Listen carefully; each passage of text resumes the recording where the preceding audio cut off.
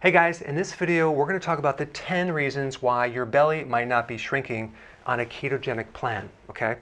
Now, it would be nice just to give you a simple plan that you can do and it would work 100% of the time. But each body is different and there are very specific reasons why you might not be losing your belly, okay? Let's start with number one, not doing it correctly.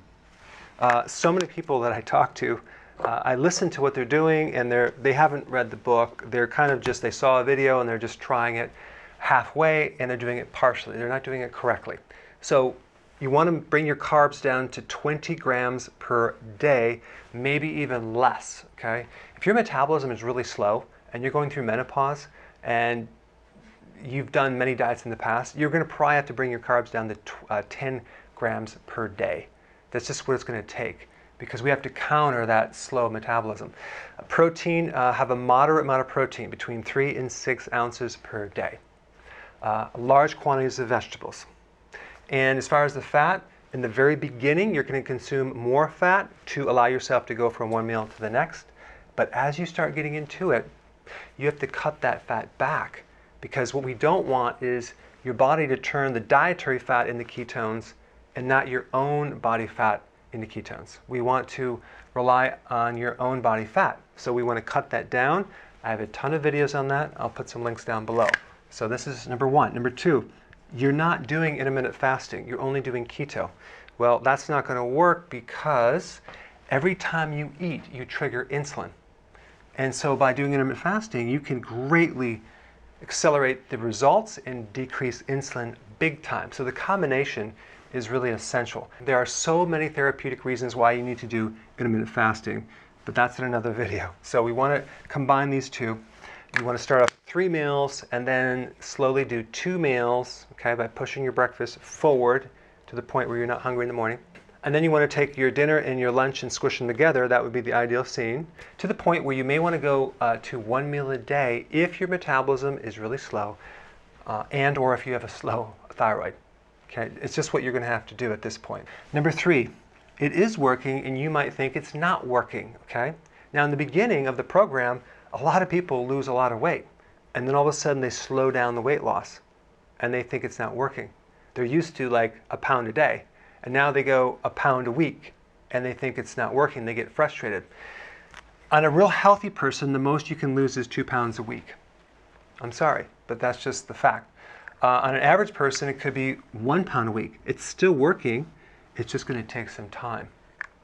So the goal is to get healthy, then lose the weight. So what I would recommend is focus on the other indicators like energy, tolerance for sleep, memory, focus, inflammation.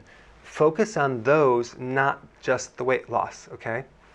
But if you're losing even a half a pound a week, it's working, but it's a little slower, but we can always speed it up. But the point is that don't give up if you're only losing a half a pound or a pound a week. Just tweak things. Number 4, if you have a fatty liver, the capacity to make ketones, the capacity to make growth hormone work is going to be less. And the capacity to rid the fat is going to be less. So you're going to have to improve this fatty liver. I have a video down below on how to do that. You need to get some choline. That's a type of B vitamin that strips off fat out of the liver and it'll help you. The other point about this is that if your stomach is large, your body will have to get rid of the fat in the liver before the fat underneath in your abdomen area. So even though your abdomen might not be shrinking, your body is still losing fat, but it has to get it out of the organs first before it gets rid of the superficial or the fat that's right underneath your abdomen. So that's just a point I want to bring up because it's very, very common. So the body will go after the liver first and the organs and then the other fat second. Number 5, you're gaining muscle mass. If you're female and you're menopausal, chances are you have a lot of atrophy. That's loss of muscle. It looks just like fat, but it's atrophy. One way to know that is if you're sitting in a chair and you get up and it takes you a lot of work to get up because your quadricep, your thigh muscles are weak, you have atrophy. So you're going to have to gain the muscle back while you're doing intermittent fasting and keto. And in the process, muscle by volume weighs more than fat. So you might find no loss of midsection, yet you're getting stronger. The point I want to make is that it takes a really healthy diet for a good year or two to get these muscles back with exercise.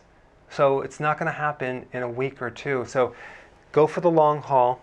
I know it's frustrating, but that's just the facts of what's going to happen. But you'll eventually get it back, because atrophy is a pretty serious problem. It's not a little thing. It's like your muscles are basically gone. Okay, number 6. You're not exercising correctly, or you're not exercising at all. Exercise is not the big tool to help you lose weight, but it can really help increase growth hormone, toning, and a little bit of weight loss. Okay? So this is important. High intensity, low duration. Short little bursts of high intensity, full body exercise is the best. I mean, if you can do sprinting, that would be the ideal scene, but some people, they don't have good knees, so they have to get on the bike, the spin bike, and start doing that for a while. Elliptical. But for a lot of people, you have to just start just walking. That's their first step. So do what you can, gradually work up to it. Number 7, if you bloat from the vegetables that you're not used to consuming, or too much fat, or whatever, because you don't have enough stomach acid, or enough bile from the gallbladder, that can make your stomach stay big. When I was in practice, there were people that actually had food allergies that kept them bloating. There were people that were doing kale that they were just bloated week after week. They didn't connect the dots that they can't digest those foods. They developed constipation. Well, how are you going to lose weight if you have constipation?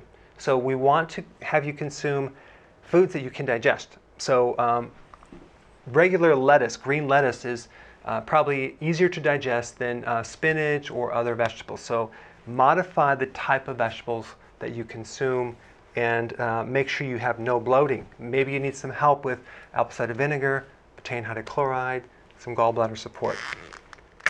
All right, number 8, other health problems. So let's say you have a thyroid issue. Let's say you have some other hormonal issue. You have hot flashes. You have, I don't know, heart condition. These other health problems can inhibit your ability to lose weight, because as you get healthy, sometimes the body will focus on other problems first before losing the weight. So what I like to do is I like to get rid of all the weak links in your body. So let's say, for example, you're trying to lose weight, it's not working. Well, what is the weakest link in your body? Is it the thyroid? Is it the adrenals? Focus on that, then watch what happens to the weight, because it's all about getting healthy, then losing the weight. All right, number 9, medications. Lots of medications, from cholesterol medication, statins, to antidepressant medications, have side effects of preventing weight loss. In fact, a lot of the symptoms from these medications are you develop more insulin resistance, which increases more insulin.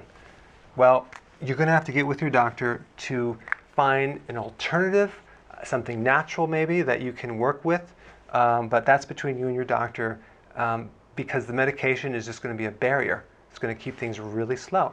And one more point about medications. If your blood values are normal and the doctor still has you on medications, then find another doctor, because you don't want to take medications if you really don't need them. All right, number 10. Stress and lack of sleep can severely inhibit your ability to lose your belly. So I have tons of videos on techniques that you can do, things you can do, foods you can eat, nutrition you can take to reduce stress, usually supporting a healthy adrenal gland, to enhance the sleep, which will then actually greatly help you lose weight.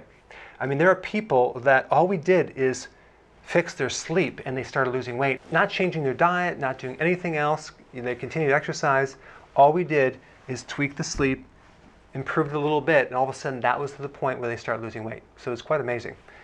All right, guys, there you have it. Find out which ones apply and go ahead and focus on that, and thanks for watching. Hey guys, I had a quick question. I'm thinking about doing a keto summit in Washington, D.C. this fall. And the reason I want to do it in the fall, that's my favorite time of the year where the leaves are falling. It's going to be gorgeous in Washington, D.C. And I wanted to know if you would be interested in coming out. So this way I have a chance to meet you and cover the entire subject of keto and intermittent fasting. So I haven't formulated all the details yet, but I just wanted to find out if you would be interested. I put a link down below. Let me know.